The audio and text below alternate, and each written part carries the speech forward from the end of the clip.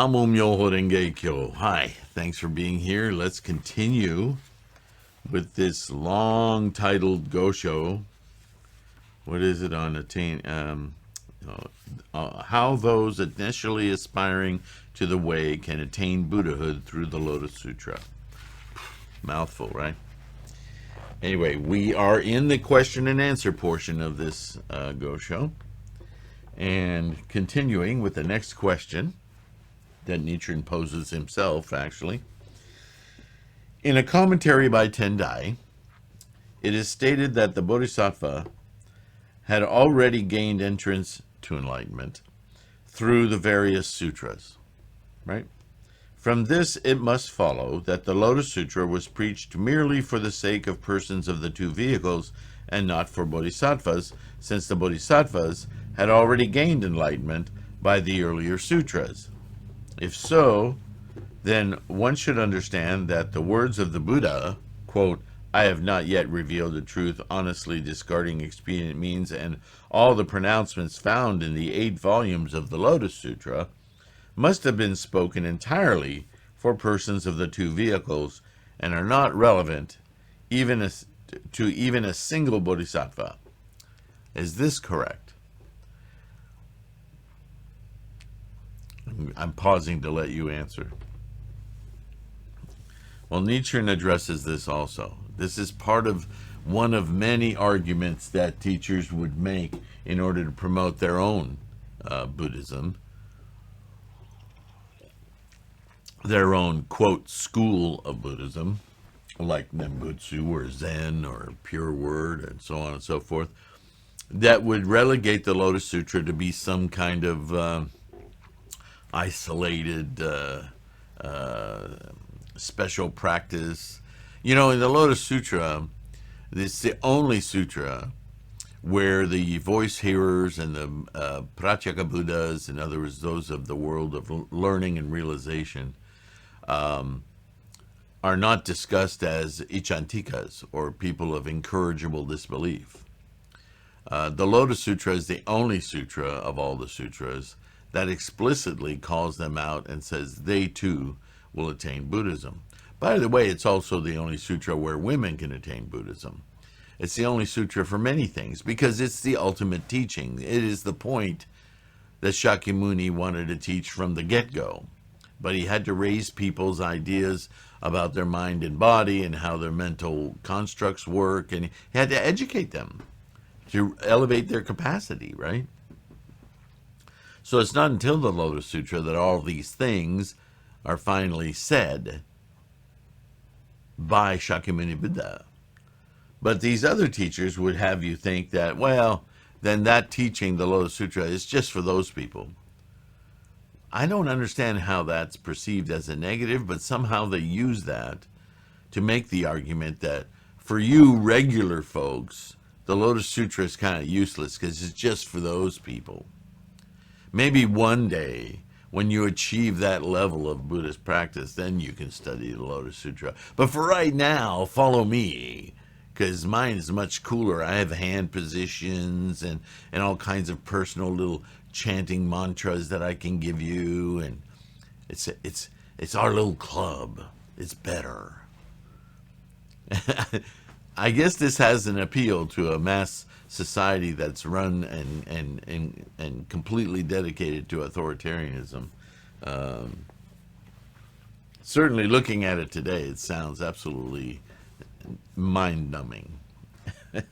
But anyway, he poses the question because in his day, in Nichiren's day, this was quite a popular device to get people to move away from the Lotus Sutra like it was, you know, not for them, not fashionable. So here Nichiren answers. The doctrine that the Lotus Sutra was preached solely for persons of the two vehicles and not for bodhisattvas was expounded in China before the time of Tendai by the 10 leading scholars representing the 3 schools of the south and the 7 schools of the north. But Tendai refuted this doctrine and he put an end to it. So why is it still around? That was in the 500s. It was in the early 7th century China. We're in the 13th century, people. We have a samurai government. We're so much farther beyond that, right? So that it's no longer propagated today, but you still hear about it. It's still in this question and answer, right? If you say that there are no bodhisattvas who profit from the Lotus Sutra, then how do you account for the passage that says, quote, when the bodhisattvas hear this law, they will be released from all entanglements of doubt. In view of this, can you possibly say that bodhisattvas derive no benefit from the sutra? Or perhaps you will argue that the Lotus Sutra can benefit the bodhisattvas of dull faculties, as it does persons of the two vehicles, but that the bodhisattvas of keen faculties have already received sufficient benefit from the earlier sutras. If so, then how do you account for the passage in the sutra that says, quote, those of keen capacity, of dull capacity, I cause the Dharma rain to rain on all equally? Or the passage that says, quote, all bodhisattvas who attain supreme perfect enlightenment in all cases do so through this sutra, end quote. The meaning of these passages is that regardless of whether their faculties are keen or dull, whether they abide by the precepts or break them, whether they are of exalted birth or humble, all bodhisattvas, all ordinary people, and all persons of the two vehicles shall become Buddhas and achieve the way through the Lotus Sutra, MyoHoRenGeKyo, through MyoHoRenGeKyo. You will become a Buddha through MyoHoRenGeKyo. If you say that those bodhisattvas who have received benefit from the Lotus Sutra are all persons of dull faculties, are you then prepared to say that the universal worthy, Manjushri, Maitreya, Medicine King, and all others of the 80,000 bodhisattvas are of dull faculties? And if you maintain that the bodhisattvas of keen faculties had already attained the way through the sutras preached prior to the Lotus Sutra, then just who are these bodhisattvas? In other words, where in any sutra are these specifically mentioned? They're all emanations, of course, from the imagination of Shakyamuni Buddha. So, in other words, when did Shakyamuni Buddha ever make a pronouncement that there were bodhisattvas who had attained perfect, complete enlightenment without the Lotus Sutra? Anything? Moreover, this enlightenment attained by bodhisattvas through the earlier sutras isn't the same as the enlightenment described in the Lotus Sutra, which is why I was careful to say perfect and complete. You hit your thumb with a hammer, or stick your hand in something hot and get burned. You're enlightened, but you're not enlightened to Buddha. You're not enlightened to your awakened Buddha clarity in mind, are you? You're enlightened to the fact that fire frickin' burns and it hurts. You're enlightened to the fact that you got to be careful when you're hammering stuff that your fingers are out of the way. And that enlightenment sticks with you for a good long time. But that's not complete fulfillment, full perfect enlightenment. Again, words are slippery, aren't they? So we have to be careful. So if so, then it is in fact the enlightenment of the Lotus Sutra and not the result of earlier sutras. And if it is an enlightenment other than that of the Lotus Sutra, then in which of the sutras that the Buddha has preached, now preaches, and will preach, is it contained?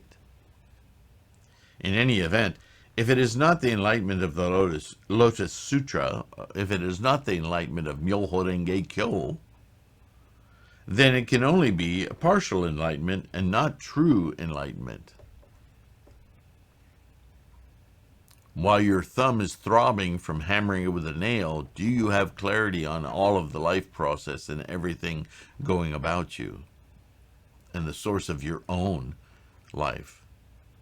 Do you have any clarity on any of that? Or are you narrowly focused on your throbbing thumb turning purple? That enlightenment may be of some use, but arguably it isn't full awakening, is it?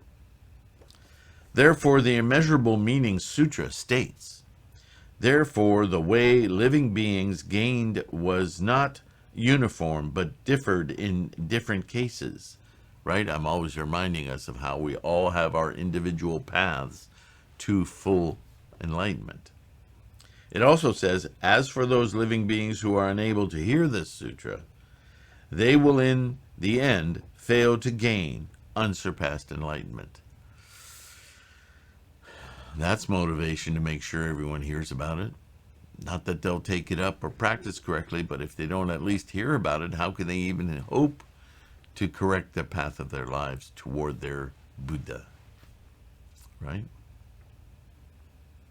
In these passages, the Buddha is saying that the people attain different degrees of enlightenment through the sutras expounded prior to the Lotus Sutra, but in the end they did not attain the way of supreme enlightenment of the MyoHoRenGeKyo itself.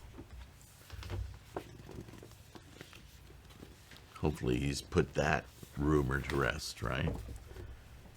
For another century, let's hope. Question, he goes on. Some 2,230 years have now passed since Shakyamuni Buddha passed away. Among all the sutras, which sutra is fitted for an age like this and will spread and benefit all living beings? Well, that question's a bit of a setup, but let's hear the rest of it. The Great Collection Sutra speaks of 5 successive 500-year periods, of which our present age corresponds to the 5th period.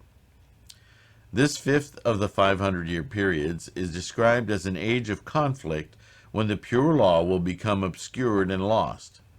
Now, as a reminder to your study, he points out which sutra says this, the Great Collection Sutra, right? So you may think as you're reading about this perfection and the practice to the capacity and the time of the people, you might say, well, I'm going to do some research and find that Great Collection Sutra and read it for myself, because there may be a lot of information in there that would inspire me, right? So go do that. That's a great idea.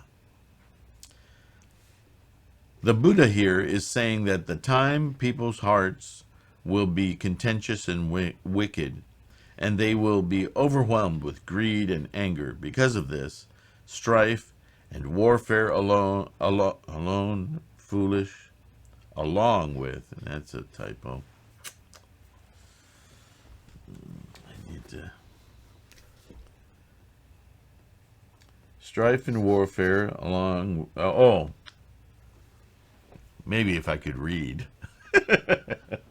Okay, sorry. Will be overwhelmed with greed and anger. Because of this, strife and warfare alone flourish, rather than scholarly activities. And among the various Buddhist doctrines, those that had earlier spread widely, such as the Pure Law or the True Word or Zen and Nembutsu schools, and of the observers of the precepts, will become obscured and lost. Ah, that's an important clarification, isn't it? So, when we hear that quote referred to often, we're not told about the distinctions between the sutras. We just assume that when he says the teachings will be lost, that includes the Lotus Sutra, especially if you've been encouraged to only read the Lotus Sutra like it's the only teaching of Buddha. See, that's one of the problems with schools and groups who try to limit your access to information. It always backfires, right? This is the backlash.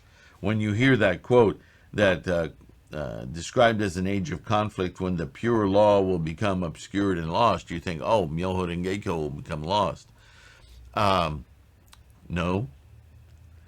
The law is what Shakyamuni Buddha spoke about throughout all of his teachings. It is in the MyoHoRenGeKyo, in the Lotus Sutra, where he demonstrates the practice correctly of the law as it was intended to bring enlightenment, to bring Buddha out in everyone, every being, sentient or not. And I've already talked about that before. It's for us sentient beings to accomplish. But when we enlighten ourselves, then even that which is inanimate is a source of enlightenment. That's what that means. On examining the first, second, and third, and fourth of the 500-year periods, we see that although the Great Collection Sutra belongs to the teachings in which the truth had not yet been revealed concerning the way of attaining Buddhahood, that's another thing to remember too, from where this is being said. The state of affairs in the world did not differ in the slightest from the Buddha's predictions. Considered in this light, his golden words that our present time will be an age of conflict when the pure law will become obscured and lost could not possibly be false. Look around you. Are we not in an age of deep, deep machinations, manipulations, mistrust, which is anger in Buddhism, greed? Oh my God, do we need to talk about greed? Avarice?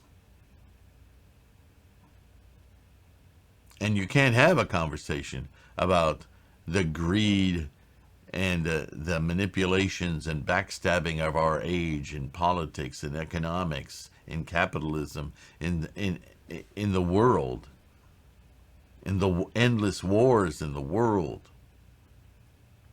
without seeing the foolishness, the stupidity, the outright brandishment of stupidity as though it was intellectual. My friends, we live in this time that the Buddha described. Nichiren goes on. Yet, if that is so, are we then to assume that now, in the latter day of the law, none of the Buddhist doctrines are of any efficacy? Or that none of the Buddhas and Bodhisattvas can benefit the people? Are we then to do nothing and pay no homage to any Buddha or Bodhisattva? Are we to practice no teaching whatsoever, to be left with no one at all to turn to? How are we to prepare our minds for the existences that are to come, for the future? How do we prepare our minds? See, Buddhism is about mental function, the mind, perception. So he responds, answer.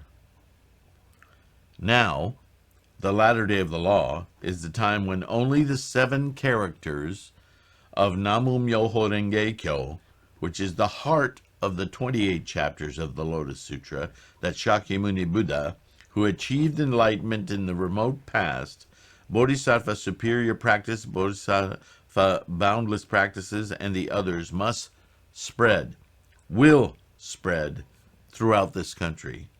And there will be advantage and benefit for all people, and the blessings of Bodhisattva superior practices, the leader of the Bodhisattvas of the earth, us, will flourish. This will happen because it is clearly stated in the sutra.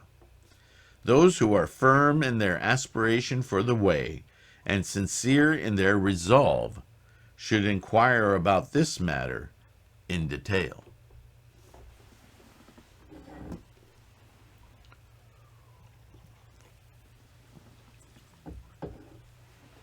So what do you think? Is that paragraph Shoju or Shakabuku? Sorry, I throw that in from left field, but I want you thinking about this stuff. The people of the Pure Land School claim, quote, in the 10,000 years of the latter day of the law, all the other sutras will perish. Only this one teaching of Amida will remain. That's what the Pure Land School would have you believe. They also say, this latter day of the law we now face is an evil age stained by the 5 impurities. Only this doctrine of Pure Land offers a road by which one can gain admittance. Though they falsely attribute these statements to the Great Collection Sutra, no such passage appears in that sutra. Moreover, there is no reason why they should. It is logically apparent that while he was in the world, the Buddha would have had no reason for declaring that, in the present, the latter day of the law, an evil age stained by the 5 impurities, only the Pure Land teachings would offer a path to rebirth in the Pure Land. Their basic sutra states, quote, "In the age to come, the scriptural path will perish. I, Shakyamuni, leave this one sutra which shall endure 100 years." End quote. But nowhere does it state that those 100 years fall within the 10,000 years of the latter day of the law. Moreover, if we examine the Universal and Impartial Enlightenment Sutra and the larger Amida Sutra, it appears that the 100-year period referred to represents the 100 years that follow the first millennium after the Buddha's passing. But people all regard Shandao's mistaken interpretation as quite reasonable, though in fact they are all biased in their thinking. So in other words, that sutra spoke to the beginning of the middle day of the law, had nothing to do with 1,000 years later in the latter day of the law. And yet Shandao took the opportunity to kind of manipulate that for his own gains, obviously. Perceptive people, if you're paying attention, Nichiren says, should consider the matter in the light of everyday reason. In a time of severe drought, is it the great ocean that dries up first, or is it the little streams? The Buddha himself explained this, likening the Lotus Sutra, the MyoHoRenGeKyo, to the great ocean, and the Meditation Sutra, Amida Sutra, and similar texts to be little streams. Therefore, the pure law of the little streams that are the Nembutsu and the similar teachings will surely disappear first, as the Sutra passage states, when the Great Collection Sutra says that in the 5th 500-year period, the pure law will become obscured and lost, and when the 2-volume sutra says that, quote, the scriptural path will perish, end quote, they are simply stating the same thing. Therefore, we are to understand that from the very beginning of the latter day of the law, the scriptural path that includes the 2-volume sutra and the sutras of that type will perish. The scriptural path will perish means that the sutras will lose their power to benefit living beings. It does not mean that the actual scrolls of the sutra will cease to exist. Important point. At present, more than 200 years have passed since the time began when the scriptural path is to perish. In this period, the Lotus Sutra alone can benefit people and lead them to enlightenment by the sutra's own declarations, which the sutras are Shakyamuni's words, right?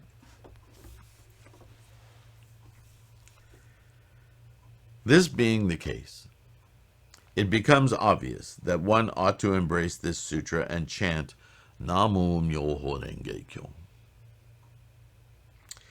In the Medicine King chapter, the Buddha states, quote, in the last 500-year period, you must spread it abroad widely throughout Jambudvipa and never allow it to be cut off.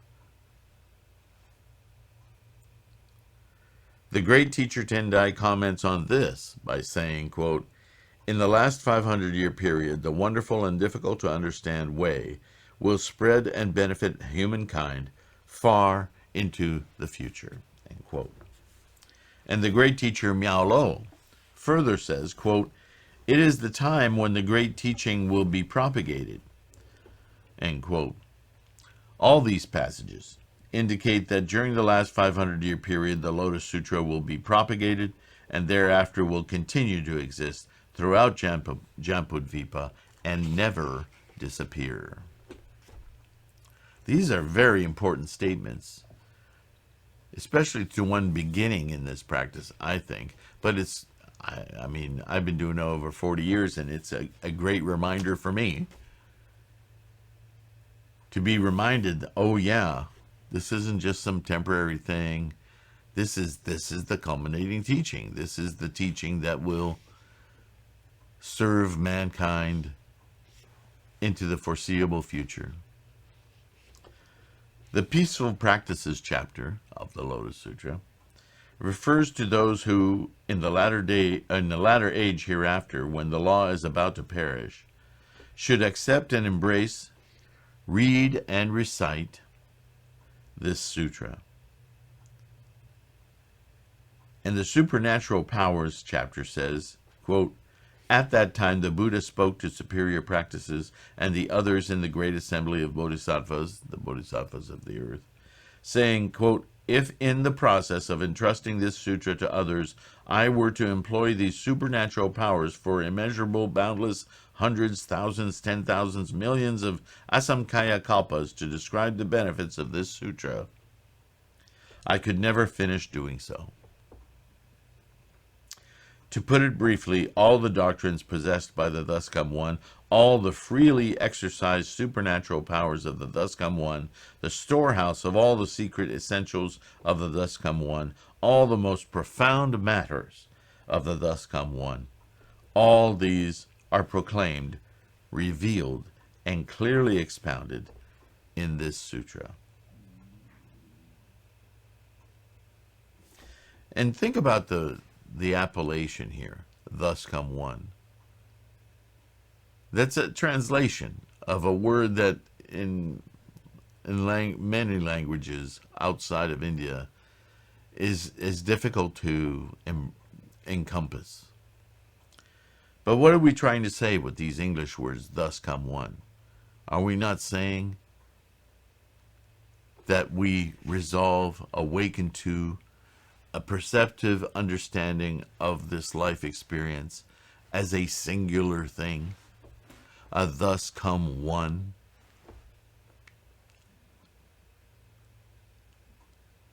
The idea of distinctions and compartments and differences, and this is not that and that is not this, and duality and all of this other numbers cease to affect, influence, and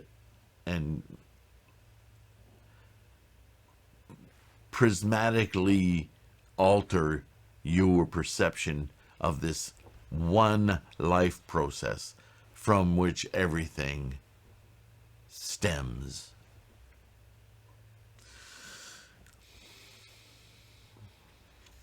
The meaning of these various passages is that whether one speaks of it as the fifth 500-year period following Shakyamuni Buddha's passing, or calls it the future age, or the defiled and evil age, it is apparent that at the present time, when the 2,000 year of the former and middle days of the law have ended, and we are more than 200 years into the latter day of the law, or for us, about 900, almost 1,000 years into the latter day of the law, only the Lotus Sutra should be propagated.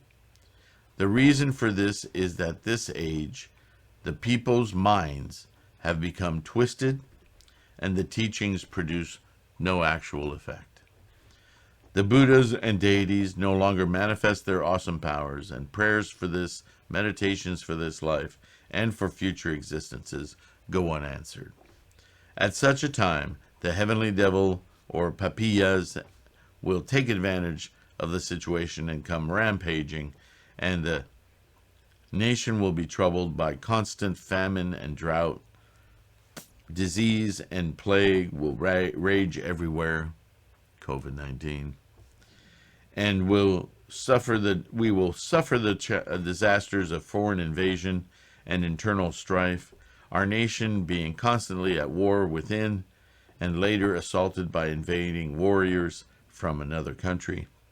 In such an age of conflict, when the pure law of the other sutras ceases to be effective, the wonderfully efficacious medicine of the MyoHoRenGeKyo will provide the cure for all these grave disasters. If one uses the Lotus Sutra to meditate for the welfare of the land, it will prove to be a great pure law that will secure and protect the nation, ensuring joy and prosperity to everyone from the ruler on down to the common people. King Ajatashatru and King Ashoka started out as evil rulers, but the former heeded the counsel of his high minister Jivaka, while the latter put resolute mind and conviction in the guidance of the venerable Yasha, and as a result, each left behind a reputation as worthy ruler. Likewise, the emperor of Chen City in China, who cast aside the 3 schools of the south and the 7 schools of the north, and relied on the Dharma teacher Chi, and Emperor Kamu of Japan, who spurned the eminent monks of the 6 schools and instead heeded the Dharma teacher Saicho, or Dengyo, are known to this day as worthy rulers. Chi is the man who was later honored with the title of Great Teacher Tendai, while Saicho later became known as the Great Teacher Dengyo. The present ruler of Japan is in a position to do the same.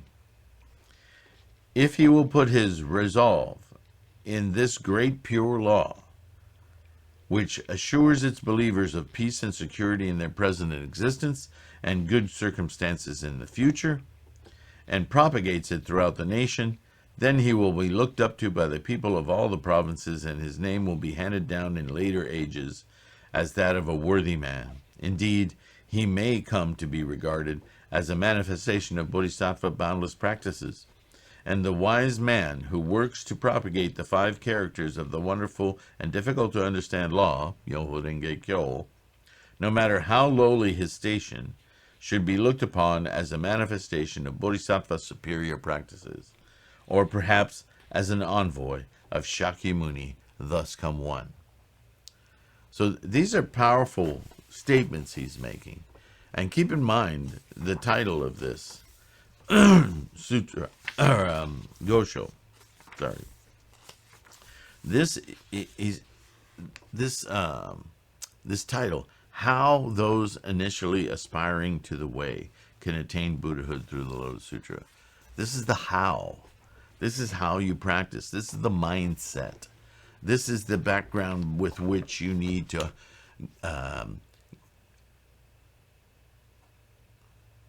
raise your consciousness or your confidence. With this confidence of knowing the relative position of all the teachings, what the Lotus Sutra is actually saying, what Shakyamuni was saying at that time, almost 2,300 years ago, and today, 2,700 years ago, almost 3,000 years ago, right? The time, these dates are confusing because different calendars were used. There were different ways of timekeeping, but still, we're looking at about 3,000 years.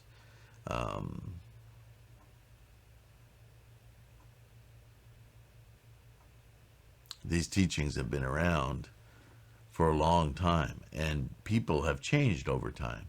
And we live in an age where the amount of distractions we deal with constantly in our brains, we can't fathom how many there are. They're just singing through there. And it's like a raging stream, like the aqueduct in California. There's signs all along the aqueduct says, don't touch the water, which seems odd when you first read it. But the reason is the water's going so fast that just touching the water is enough to throw you off balance, and then you can't get out. You can't get out. The water's going so fast, there's no way you can gain any kind of a purchase or foothold or handhold on the concrete sides to get yourself out of the water. You're in it. It's very, very dangerous. That is like the stream of thoughts in our minds. There's so many we can't possibly know them all, let alone count them. So what little you take out of that stream to experience it's so small. Our level of understanding is so small because of these little pieces that distract us completely, that we invest in because that's the only part we can see, keeps us very blind to what really is going on around us and through us, in us, what we are manifest of, is all mental perception. So if you have a tool, it says if you just use this tool, you will get out of that water. You will see perfectly all of it, what's going on, as one simple thing. That all of that noise is all just mutable little ripples around this one main thing. No wonder it's relaxing. No wonder it's calming. No wonder it's a beatific experience. Awakening, Buddhahood, your Buddha. The Bodhisattva's medicine king, medicine superior, perceiver of the world's sound, and great power, on the other hand, were envoys of the Buddha during the 200 years of the former and middle days of the law. Because their turn has already passed, they can no longer benefit people as they did in those ancient times. Just observe what happens when meditations are offered to them at present. All such meditations go unanswered. Now, in the latter day of the law, it is the turn of the Bodhisattva's superior practices, boundless practices, and others. Us. Only when one understands all of this clearly, and one believes in or takes confidence in that the law manifests its power and the Buddhas and Bodhisattvas bring benefit to the people. To illustrate in kindling a fire, 3 things are needed: a good piece of steel, a good flint, and good tinder. The same is true of meditation. 3 things are required: a good teacher, a good confident person, and a good teaching. Before meditations can be effective and disasters banished from the land. A good teacher is a monk who is free from any fault in secular affairs, who never fawns upon others even in the slightest, who desires, and that doesn't mean you can't compliment others, but to fawn, to obsequiously praise people. That's, what would we call that today? To be fake? To be, that's all around us, isn't it? Who desires and satisfied with little, and who is compassionate. A monk who reads and upholds the Lotus Sutra precisely as it teaches and also encourages and leads others to embrace it. Such a monk, the Buddha has praised among all monks as the finest teacher of the law. There's a goal for all of us to reach, right?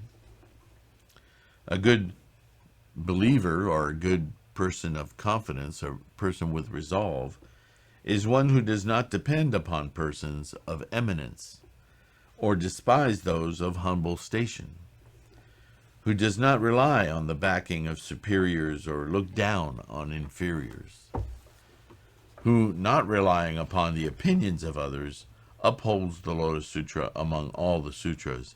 Such a person the Buddha has called the best of all people, which, as I've always maintained, is our goal in Buddhist practice, to actualize and to experience the best of our potential, to live this life fully, which is an individual experience, right? As for a good teaching, the Buddha has told us that this sutra, the MyoHoRenGeKyo, the Lotus, represents the foremost among all doctrines. Among all the sutras the Buddha has preached, among all those he now preaches, and among those he will preach, this sutra is designated as foremost, and therefore it is a good teaching. Now, I think that's a pretty good place to pause. until the next. So we'll pause there. Whew, a lot to consider. Really, I think stylistically and the form of this letter, this treatise, this teaching, I think it's quite suited to us today. Not just today on this date, but today as an era, a time of great turmoil across the world, a time of great divisiveness, where people constantly making claims they can't back up, albeit backed up through violence, whether in words or physicality. I'm quite concerned, actually, at the rise of violence in our societies over my lifetime. It seems to have increased more and more and more, as somehow the answer to conflict, which is really ridiculous. It is conflict incarnate, so how that's a resolution, I have no idea. But it's hard to argue with a bullet. So that's a sobering thought. We must remain safe. We must chant for our safety. To be safe requires wisdom. And I know for myself, in the recent Goshos that I've read, probably the one that sticks with me the most is forbearance, which in our era is so difficult to maintain. So chant for the compassion, chant for the ability, the insight, the confidence, because I think we require loads of confidence in order to be good at forbearance. If you're truly confident in your practice of Buddhism, then the anger, the manipulations, the lies, the violence that may confront you doesn't immediately send you into a defensive pose. That doesn't mean be ridiculous about it. You need to maintain wisdom, but that wisdom should be rooted in a confidence that you will not be swayed, while at the same time standing your ground. I suppose when it makes sense, because that may be a challenge as well. All right, with all of that said, thank you so much. Don't forget to use the resource website, threefoldlotus.com. Everything there is free. There's no sign up for anything. Anything that you would go to my bookstore or to try to purchase a Guanzan or anything like that, you're going to be taken to another website that's secure. So don't worry about that designation on my website. It's just pages. It's just text. So there's nothing there to be security violated. Namo MyoHoRenGeKyo. I'll see you in the next one. Thanks for your support.